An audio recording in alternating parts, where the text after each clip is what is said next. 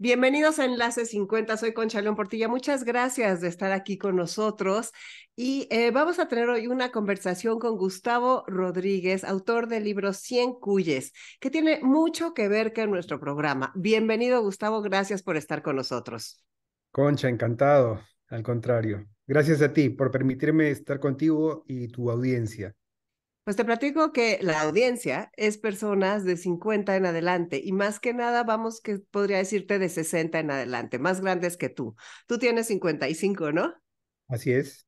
Ajá, porque eres del 68 y como yo soy del 58, está, me es muy fácil. Gustavo, ¿qué te han enseñado los años? Los años, a ser paciente. Yo creo que a ser paciente, por un lado, a no hacerme demasiadas expectativas y a aquilatar a las personas que te hagan reír. Aquilatar a las personas que te hagan reír. Bueno, eso está interesantísimo. A ver, dime una cosa. Bueno, tu libro me gustó mucho. Es un libro que yo creo que las personas que todo el mundo lo debe de leer, pero cuando ya estás, yo tengo 65 años, o sea, realmente a mí ya me sacudió mucho. ¿Por qué? Pues porque ya te ves cada vez más cerca de la vejez, también te ves más cerca de la muerte, te ves más cerca de todas estas cosas que antes estaban un poco más lejos, ¿no? Y escuché en una de las entrevistas que te hicieron que en la mayoría de tus libros escribes sobre lo que has vivido y que en este libro tal vez has explorado lo que está por venir. En efecto, Concha, yo usualmente en mis novelas eh, invento alter egos o personajes un poco para tratar de entender qué cosas me han ocurrido en el pasado. Y quizá esta sea la primera vez en que uso el mismo mecanismo para tratar de entrever qué me espera ya en el futuro. Sí. Yo no habría podido escribir Cien Cuyes, esta novela, a los 40 o a los 30 años. Definitivamente, ya cerca de los 50 empecé a darme cuenta de que avanzo en la fila, que un papá mío, mi padre ya murió, mi madre ya se desmorona, ¿no? De a pocos. Mis mentores, antaño tan poderosos, ya casi no los veo, algunos han muerto. Entonces, uno ya empieza a preocuparse, ¿no? A la par de que se da cuenta de que ya no puede realizar ciertas cosas que hacía antes, ¿no? Entonces, yo creo que todo este cúmulo de percepciones fue una capa inicial para que yo después terminara escribiendo esta novela. Sí, debe de ser, o sea, toda esta parte de escribir una novela a mí me parece un mundo tan, o sea, tan rico y tan complejo, ¿no? A la hora que vas imaginando, que vas ideando a los personajes, que les vas poniendo sus opiniones, porque también dices que no es lo que ya ellos tienen su voz y que ellos van contando la historia de la forma que ellos quieren. Sí, yo creo que en mi caso, cuando escribo una novela, se juntan dos dimensiones, ¿no? La dimensión de la preocupación gaseosa, de la que te decía, estas preocupaciones que incluso uno no sabe que tiene específicamente, y las ganas de jugar, en mi caso. La ganas de ofrecer un artefacto al lector, una travesura, a ver si se la cree. Entonces, yo creo que mis novelas son el resultado de esto, de tratar de explicarme o de lidiar con estas preocupaciones a través del juego. Entonces, mis preocupaciones de pronto encuentran su canal, su túnel hacia el artefacto lúdico mediante un argumento. Se me ocurre un argumento, por ejemplo, me enamoro de ese argumento e inmediatamente cuando trato de que ese argumento sea sostenible en el diseño de una novela, es que mis preocupaciones alcanzan alcanzan cierta materialización, ¿no? En personajes, en situaciones, en diálogos, en reflexiones dentro de la ficción.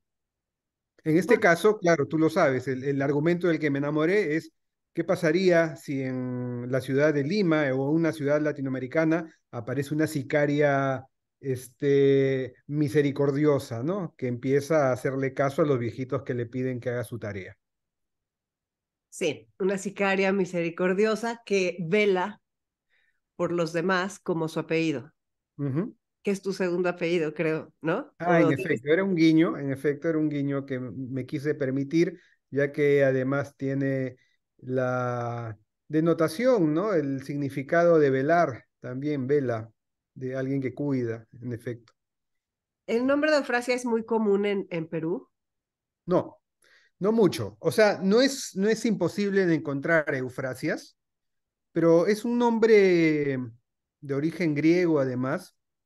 En el norte del Perú, en la Sierra Norte, abundan los nombres griegos. Arquímedes, así, ¿no? Aquiles, Ulises, así, Alcibiades, pero al menos en la generación previa a la mía, ¿no? No sé si eso haya cambiado. Y Eufrasia yo la ubiqué en esa zona, pero mira lo que son las cosas, porque el proceso creativo tiene mucho de inconsciente. Después de darle ese nombre a Eufrasia, al menos temporalmente, porque en mis manuscritos los personajes no tienen nombres sellados hasta el final, me enteré de que Eufrasia significa la que trae alegría. Fíjate, qué bonito. Eso, te Entonces, iba a preguntar por la etimología, claro. exactamente. Entonces, ya, ni vuelta que darle. Me pareció que cerraba totalmente con lo que el personaje simboliza. Pero es impresionante, o sea, porque Eufrasia Vela, o sea, ya imagínate nada más lo que fue. A mí me pareció que tu novela está totalmente ligada a personajes conmovedores con los que me identifiqué y de alguna forma les empiezas a ver gestos de tu papá o de tu abuela o de alguien que conociste, ¿no? Y por supuesto que todo el tema a mí es algo que lo tengo presente, o sea, todo esto, esta forma pues de lo que viene, como tú bien le dices. Y hay mucha gente, Claudia Piñero dijo del sentido del humor al mismo tiempo que la realidad, contada con sentido del humor. A mí muchas cosas me dolían, o sea, como que tal vez soy más dramática, pero yo siento mucho cuando estoy leyendo algo. Entonces, vaya, no te deja estar tranquilo, o sea, lo estás leyendo y estás tan metido en los sentimientos y en las emociones y en las vidas de las personas que bueno, fue algo muy fuerte. ¿Qué quieres? Yo creo que la van a llevar al cine. O sea, me imagino que puede ir al cine esto. Pero las caras que yo les puse a cada persona, de veras se hacen tus amigos. O sea, tus personajes se vuelven tan cerca. Carmen, el señor, el Jack el destilador, por supuesto, me Mm. fascinó. Y luego los siete magníficos, o sea, la misma Eufrasia, la hermana, el Nico. Se hace como una familia con la que vives. ¿Durante cuántas páginas tienes?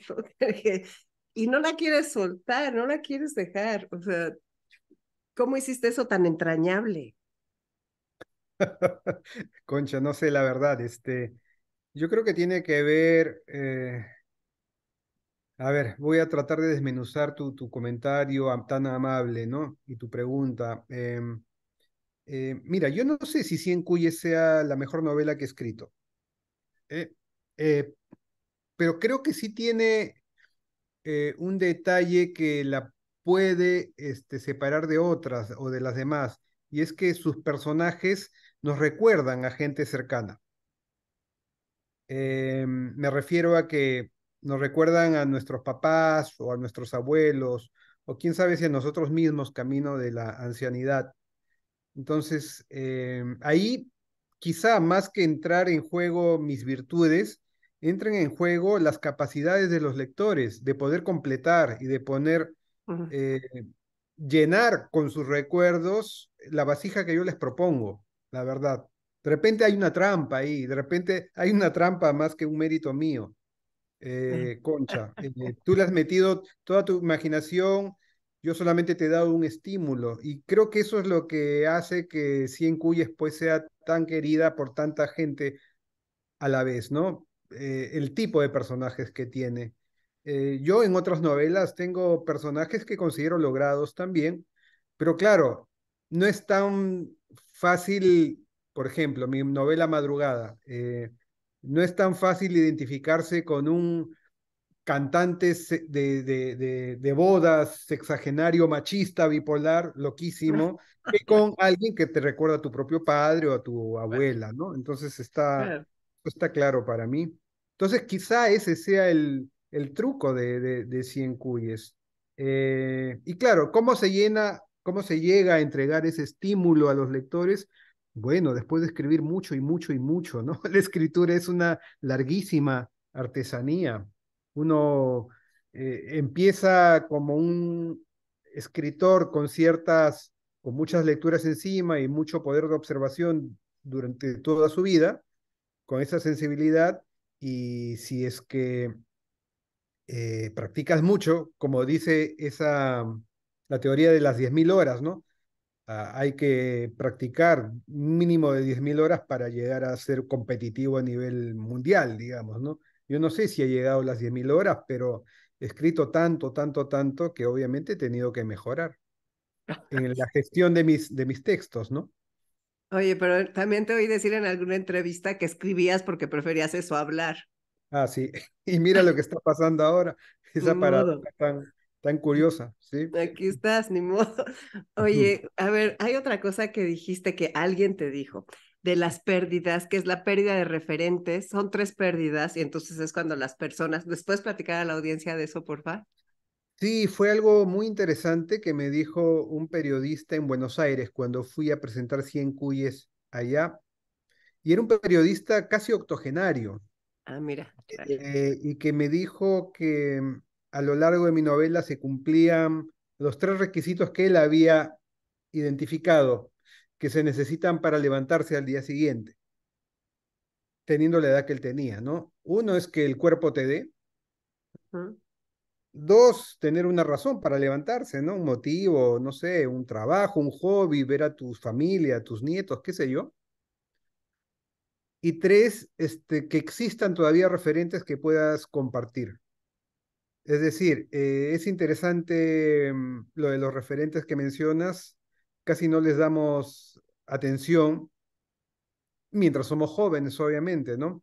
Pero en el momento en que uno siente que ya nadie habla de los actores que te gustaban, ya no se toca la canción o nadie conoce las canciones que escuchabas, ya no existen o ya no pasan las películas que te gustaban, ya no existe el café, derrumbaron el edificio que era un Ujú. hito, digamos, en el barrio. Ujú. En la medida que empieza el mundo a disolverse como una tableta Alka-Seltzer, uno siente pues que el mundo lo empuja a uno fuera. Sí, Entonces es otro tipo de soledad. Es una soledad que se puede sentir incluso estando acompañado físicamente, ¿no? Entonces, me pareció muy interesante esa puntualización de los tres requisitos. Y eso es lo que le pasa a los siete magníficos en mi novela. En mi novela hay distintos tipos de soledad o de quejas, ¿no? Pero hay un grupo de siete ancianos que son maravillosos, a mí me hacen reír mucho. Son unos adolescentes en carrocería, digamos, antigua. sí, Y ellos empiezan a intuir que la tableta de Alka-Seltzer se está disolviendo y claro. van a decidir, van a tomar una decisión importante sobre si esperan o no a que ello ocurra, ¿no? Sí, es fascinante todo eso. Estás lleno, hay viajes de ida y vuelta, viajes de retorno en tu novela, pero a mí cuando me cimbró, así cuando me sentó, fue cuando precisamente estas personas, y no creo que se le eche a perder a nadie, al decir este comentario, es ¿qué vamos a hacer cuando vayamos viéndonos desaparecer? O sea, ellos que eran ya seis, ¿qué vamos a hacer? O sea, vamos a esperar a ver morir a lo que tenemos, o sea, las Mm, pérdidas. Yo tenía un tío que murió de 92 años, un gran escritor, y el día que le pregunté qué es lo más duro de la vejez, y me decía, perder a todos los míos. Dice, las mm, pérdidas son atroces. Entonces, a la hora que dices, estas personas que habían hecho una familia, o sea, porque aquí no mencionas hijos de nadie más que después, ¿no? Este, que esa parte, ¿no? Y lo que estás diciendo, Alka-Seltzer, pues está tremendo la metáfora, ¿no? O sea, disolverse todo lo que conoces.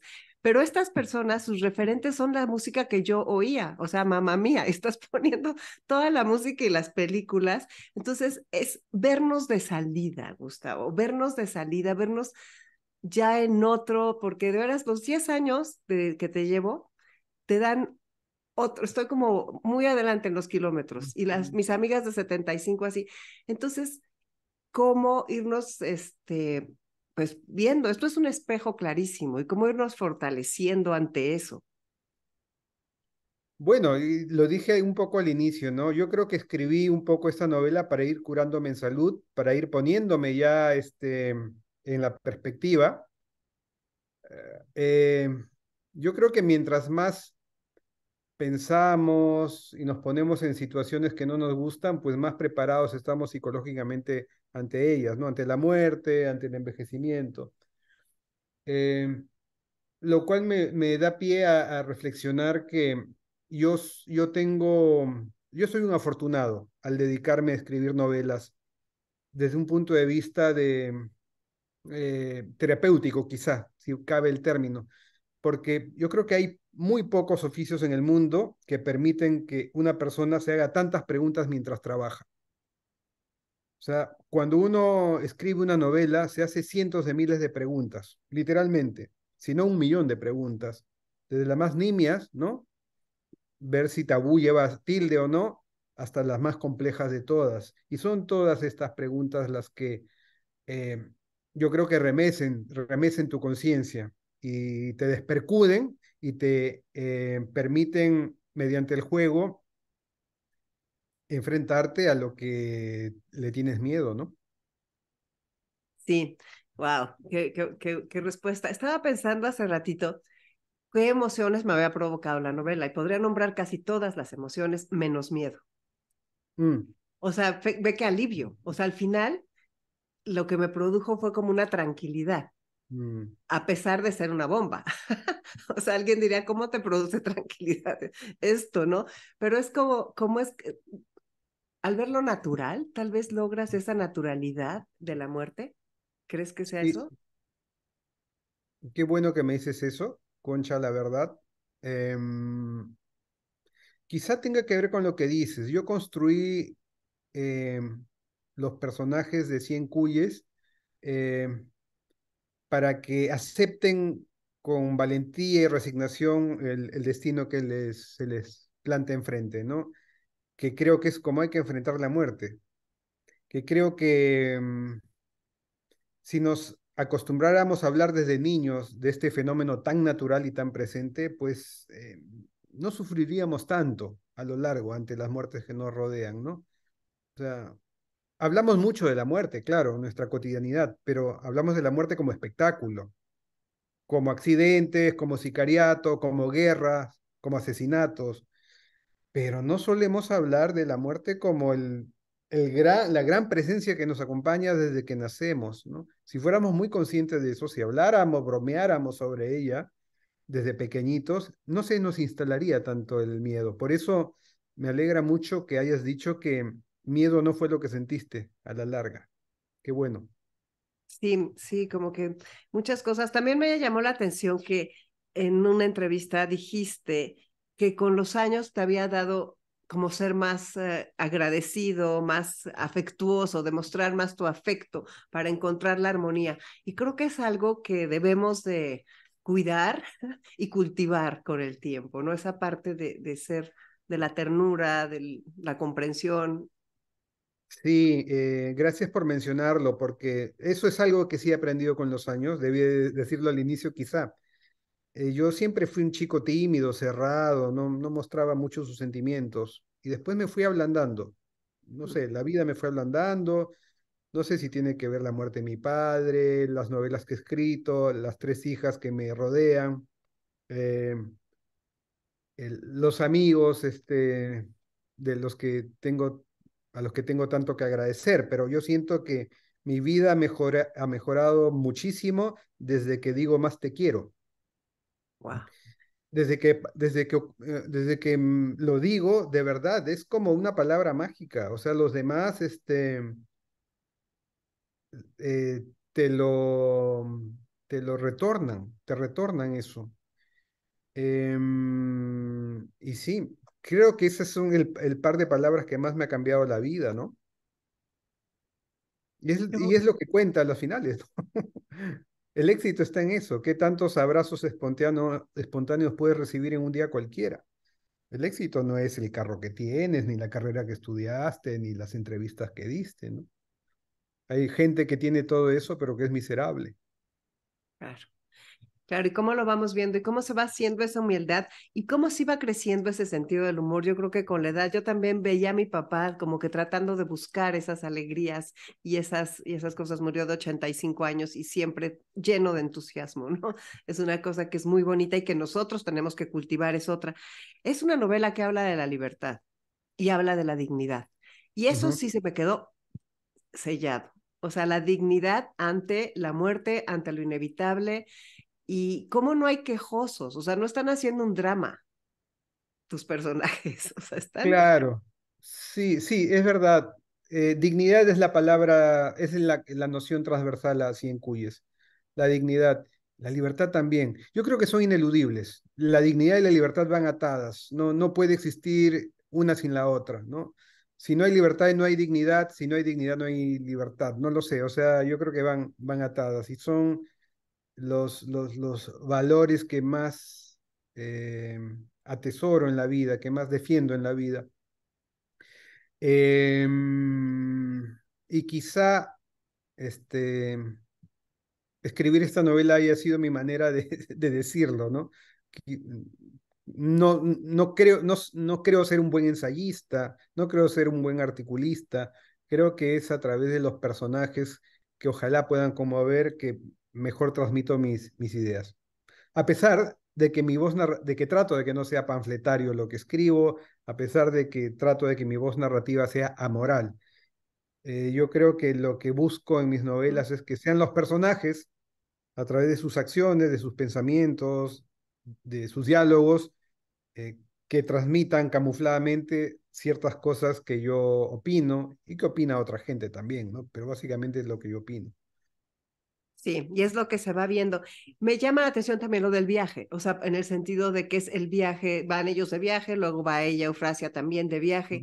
Y entonces este concepto del viaje, tu mostrar Perú, Mm. ¿por qué nos llevas a viajar por Perú y por qué nos enseñas tanto Lima?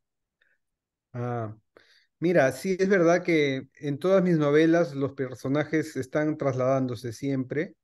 Em, Tengo unas otras novelas donde hay más traslado incluso dentro de mi país, pero yo decidí, pero sí, es verdad que la gran mayoría se centra en Lima, la Lima actual, contemporánea.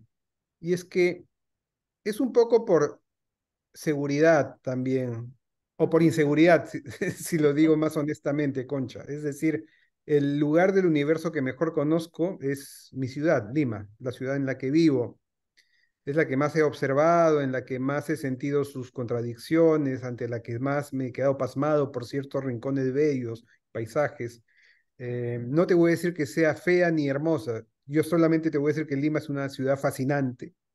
Yo creo que este, esa fascinación, pues, la trato de transmitir a través de mis novelas. Ujú. Eso por un lado, y por otro lado, soy muy pudoroso con respecto a los diálogos. Eh, Como yo tengo un buen oído, entonces yo exploto mi oído haciendo hablar mucho a mis personajes. Mis personajes se revelan mucho por cómo hablan. Pero me daría mucho temor, por ejemplo, ubicar una novela en Ciudad de México Ujú. y que caramba alguien me dijera, pero así no se habla en este barrio, ¿no? Así no se habla en este barrio o así no se habla en tal provincia, qué sé yo. Entonces, eh, yo he decidido hacer hablar a la gente que sé cómo habla, ¿no? Y si tengo que poner a una mexicana o un mexicano, probablemente ponga algunas frases clave, quizás no sean diálogos muy extensos, y haga, haga que la voz narrativa hable por ellos, digamos, ¿no? Nos diga lo que van hablando o pensando. Sí, yo creo que lo has logrado. Ya estamos casi terminando, pero nada más dime una cosa. Todo esto también tuvo mucho que ver con el muro que te iban a poner. O sea, te iban a quitar la vista. Y es que a mí me llama mucho la atención eso porque sí, es algo que a mí me aterraría, ¿no? Que me tapen, que te encierren y pones en tu personaje que le tapan la vista. Sí, bueno, es muy probable que el germen literario de Cien Cuyes esté en algo que me pasó a mí. Lo dije en un video que me grabaron en España y después fue difundiéndose, ¿no? Cerca de los 50 años empezaron a construir un edificio pegado a mi departamento y yo sabía que me iban a tapar la vista que tenía de mi cocina y de donde desayunaba, ¿no? Donde lavaba los platos, a la bahía sur de Lima, una vista hermosa. Y claro, me entristecí y decidí enfrentarme a esa tristeza o a esa rabia y a toda la combinación de emociones, escribiendo un relato de consuelo, diciéndome, hay alguien o hay un tipo de persona a la que le podría ir peor que a ti si le tapan la vista. Si fuera una anciana con escasa movilidad o en silla de ruedas, cuya ventana es el único vínculo que tiene con el mundo, esa persona sí la pasaría peor. Entonces, a modo de consuelo, escribí una obra de teatro fallida y después un relato, un cuento, donde le pasa eso a una anciana y una cuidadora la trata de consolar y la ayuda, ¿no? A pasar ese duelo. Y eso es, ahí nace, creo yo, el germen de la primera anciana que aparece en Cien Cuyes y un poco de Eufrasia, ¿no? La protagonista de la novela. Y sí, como te dije antes, Concha, o sea, yo creo que escribir a mí me ayuda a procesar las cosas que no sé entender o que escapan de mi control. Sí, y definitivamente en estas sociedades longevas que estamos viendo tanto la parte del cuidado, o sea, nos vamos preparando en algún momento, dicen por ahí que todos somos cuidadores o cuidados a lo largo de la vida, ¿no? Y nos vamos preparando para esa parte y cómo esos lazos tan humanos se hacen como Eufrasia y todas las personas que cuidaba y la familia ya no está tan cerca, ¿no? Entonces es un nuevo vínculo que se teje y que ojalá te toque una persona como ella, ¿no? En algún momento, pues para mantener el corazón caliente, ¿no? Y sentirte acompañado en los momentos de despedida de la vida.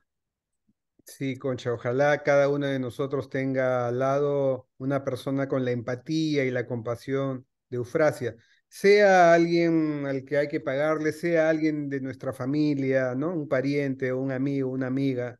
Ojalá tengamos siempre ese tipo de personas al lado. Pues muchas gracias por este tiempo que nos estás dando. De veras que qué bien poder platicar contigo. Muchas felicidades por tu premio. Y ahora, ¿qué estás escribiendo ya otra cosa que nos quieras comentar? O No he podido escribir a lo largo de este año porque ha sido un año de mucho trajín, muchos viajes, mucha promoción de 100 cuyes. Solo he podido escribir artículos, mis artículos semanales, que los puedo escribir en cualquier lado, sin necesidad de la frecuencia que sí me exijo cuando me siento a hacer una novela, ¿no? Entonces recién el próximo año me sentaré a escribir. bueno, pues ya nada más Con un último mensaje a la audiencia del programa y ya. Muchas gracias. un mensaje. Bueno, este, bueno, aquí alguien que está en los meros 50 les manda un gran, gran, gran abrazo. Soy Gustavo Rodríguez y les agradezco mucho que me hayan escuchado y les agradeceré más si me leen. Eso. Pues sí, sí te van a leer. Lo estamos aquí platicando. Muchísimas gracias por tu tiempo y hasta la próxima. Gracias, Concha. Que estés bien, que estén bien todos. Muchas gracias. Soy Concha León Portilla. Quédate en Enlace 50.